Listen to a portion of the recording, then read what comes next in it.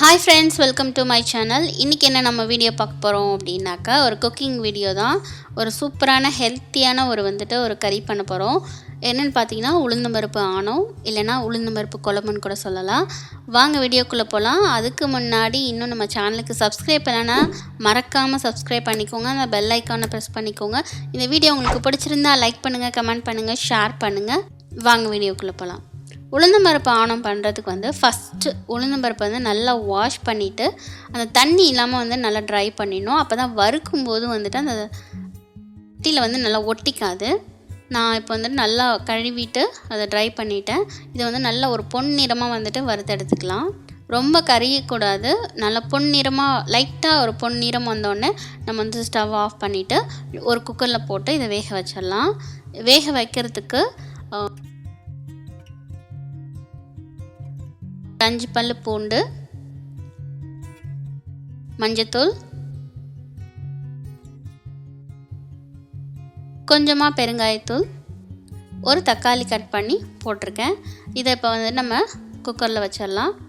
1லேருந்து 2 விசிலில் சூப்பராகவே வெந்துடும். இது ஒரு பக்கம் வேகட்டும். நம்ம அதுக்குள்ளே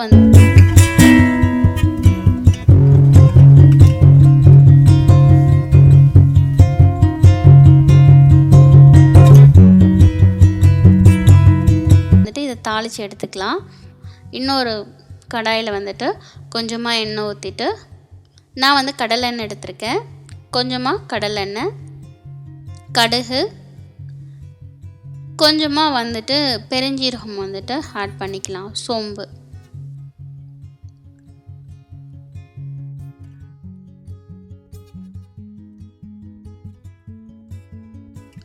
வெங்காயம், பச்சை மிளகா, கருவேப்பிலை போட்டு நல்லா வதக்கி எடுத்துக்கலாம்.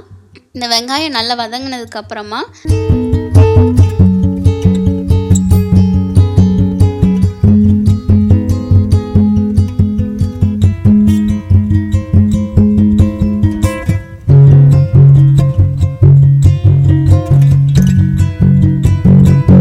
ஜிஞ்சர் கார்லிக் பேஸ்ட் ஆட் பண்ணிக்கலாம். இந்த ஜிஞ்சர் கார்லிக் பேஸ்ட்டையும் நல்லா பச்சை வாசனை போகிற அளவுக்கு வதக்கி எடுத்துக்கலாம்.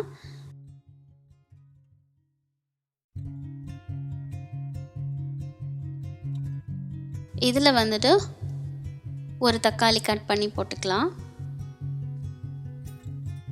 தக்காளி லைட்டாக வதங்கினா போதும். இதில் 1.5 spoon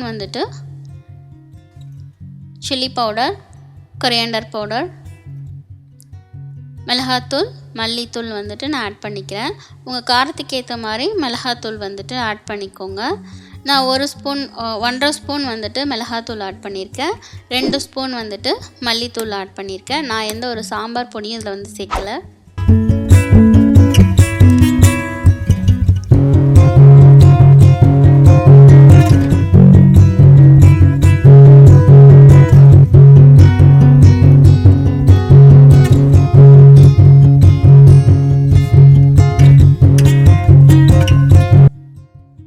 ½ table spoon garam masala add பண்ணிக்கலாம். இது ஆப்ஷனல் தான். இது போட்டோம் அப்படின்னா குழம்பு இன்னும் நல்லா டேஸ்ட்டாக இருக்கும்.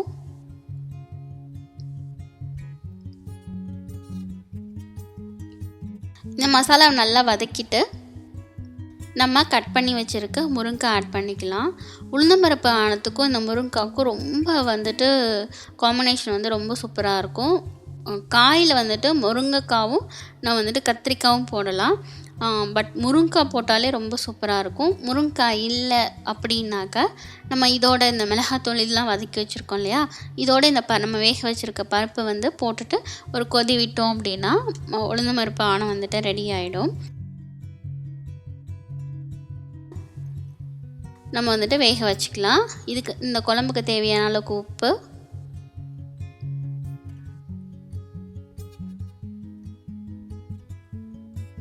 முருங்கைக்காய் வேகிற அளவுக்கு நம்ம தண்ணி ஊற்றிட்டு இது ஒரு பக்கம் முருங்கைக்காவை நல்லா வேக வச்சுக்கலாம்.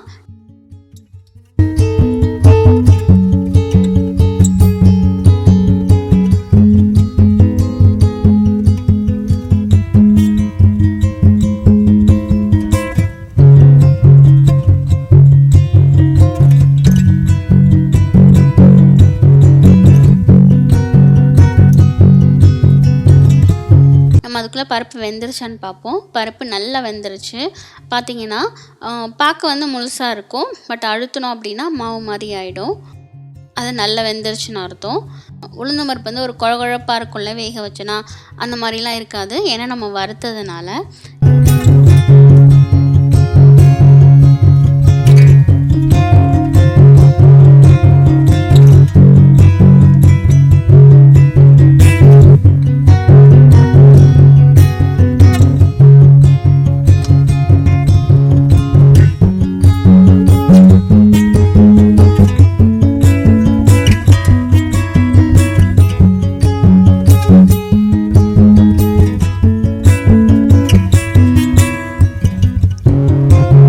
இப்போ வந்து முருங்கைக்காவும் நல்லா வெந்துருச்சு. இப்போ இந்த முருங்கைக்காவோட பருப்பை வந்து ஆட் பண்ணிக்கலாம்.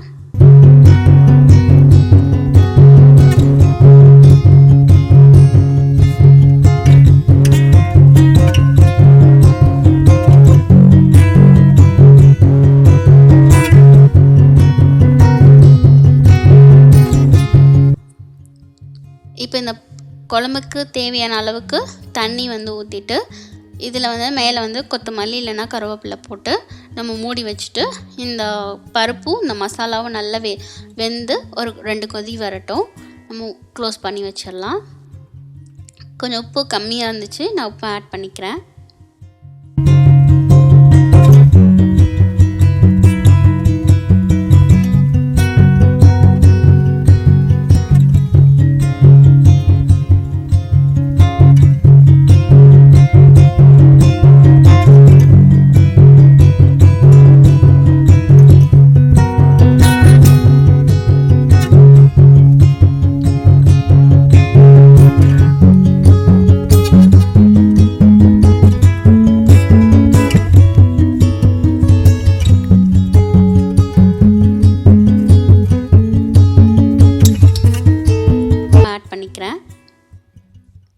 பார்த்தீங்க அப்படின்னா குழம்பு இப்போ நல்லா கொதிச்சு வந்துருச்சு.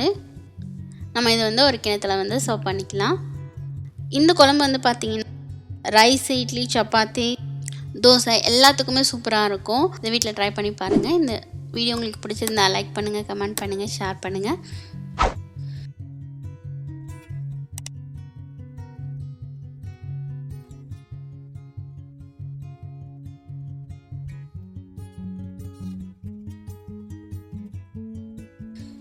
Thanks for watching. Bye.